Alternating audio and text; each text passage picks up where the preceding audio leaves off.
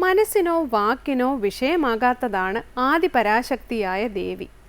മനസ്സും വാക്കുമാണ് അറിവിൻ്റെ 2 പ്രധാന ഉപായങ്ങൾ.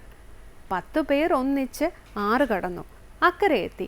ആളെണ്ണി നോക്കിയപ്പോൾ 9 പേരെയുള്ളൂ. എണ്ണിയവരാരും എണ്ണിയവനെ കൂട്ടിയില്ല. അപ്പോൾ ഒരാൾ പറഞ്ഞു, ദശമത്വമസി, അതായത് 10ാമൻ താൻ തന്നെ എന്ന്. പ്രജാഗര സുഷുപ്തമവൈതി നിത്യം.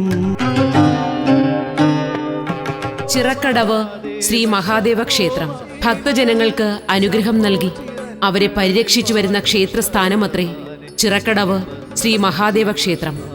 ആ 108-ൽ 2 പാലാഴിയും വൈകുണ്ഠവുമാണ്.